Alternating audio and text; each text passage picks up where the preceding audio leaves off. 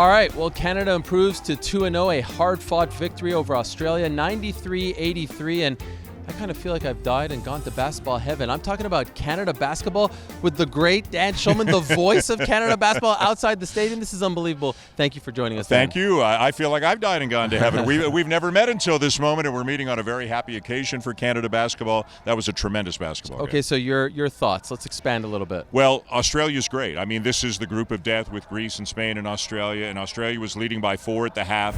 First of all, Shai Gilgeous-Alexander gets 2 fouls in the first 2 minutes of the game. They weather that storm, play well in the second, but they're still down, and then they just came out in the second half, and from top to bottom on the roster, played great at both ends. I thought their defense was great. Jamal Murray played better. Lou Dort, I'm an enormous Lou Dort fan. Things go well when Lou Dort's on the floor. The team does well. He facilitates so many things. He's a great defender. And then to see somebody like Kem Birch, who's really maybe the 11th man on the 12-man roster, to come in and get minutes, a guy who probably never thought he would have the chance to play in the Olympics, and to get a few big baskets and to make some plays at the defensive end. That was not a majestic, fancy win. That was a gutsy, gritty win over a really good Australia team. And now at 2-0, Canada's put themselves in a great spot. And a much different vibe, I feel, at the end of the game as opposed to Saturday, where I feel like Saturday they kind of like squeaked by. Here they put an exclamation point. Do you feel the same? I feel the same. They got stronger as the game went along.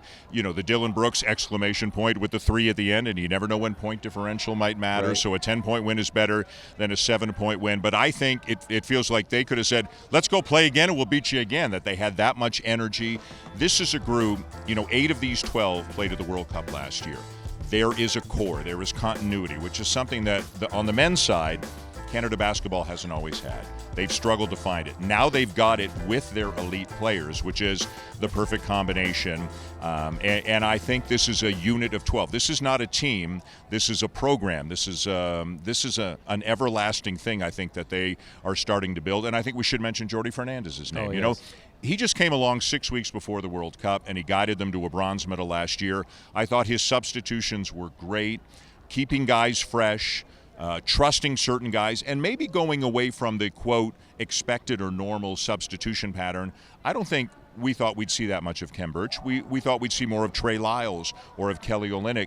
But Birch was the guy big enough and quick enough to handle Jock Landale in the post, and I think everybody deserves a ton of credit. That Australia team could be on the podium at the end of this. They are that good.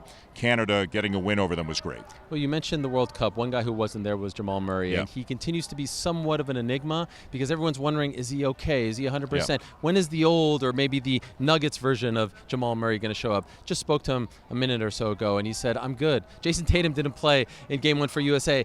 I don't care about my minutes. I'm good. What are you seeing out of him? I thought he was much better today than he was in the Greece game. I think the shooting numbers were 2 for 7. That's not what you want to see. I understand that. But he had 5 assists. He had a block shot on Patty Mills at one of the most critical points of the game. Like, who had Jamal Murray block shot on their bingo card is one of the most important plays of the game. But again, he's not forcing offense. I think everybody understands. If you had to pick one guy, this team belongs to Shai Gilgeous-Alexander. Everybody gets that. And if you had to pick another guy, it's R.J. Barrett, the way that R.J. has played in the first 2 games. And you've got Dylan Brooks and Lou Dort and the other guys we mentioned. And it's wonderful to see that if Jamal Murray is indeed content with whatever it is, 15, 20 minutes off the bench, do this, do that. They'd love 24 points a game, but they don't need the offense. They need the intangibles. Make your free throws, hit the open man, get back on D. Now with the additions of Birch and Lyles and Nembhard and Murray, like all 4 of those guys are really good players.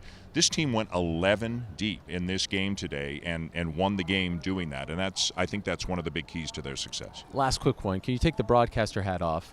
You're a Canadian. Yeah. You're a proud Canadian. Yeah. You love basketball. Yeah. How incredible is all of this for you? I'm having the time of my life. I mean, I'm not going to lie. If there's a little extra oomph or growl or woo in my voice during these games, I apologize. I hope everybody likes it.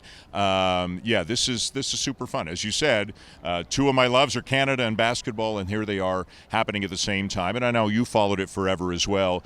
You know, there were so many years with the loss in the Philippines and then the loss in Mexico City and then the loss in Victoria. They were always this close and couldn't get over the hump.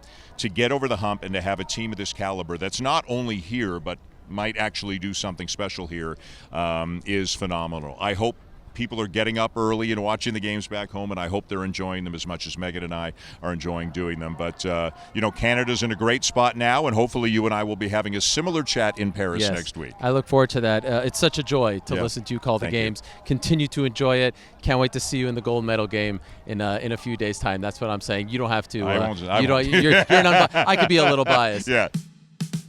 Paris Tonight is brought to you by Smartwater.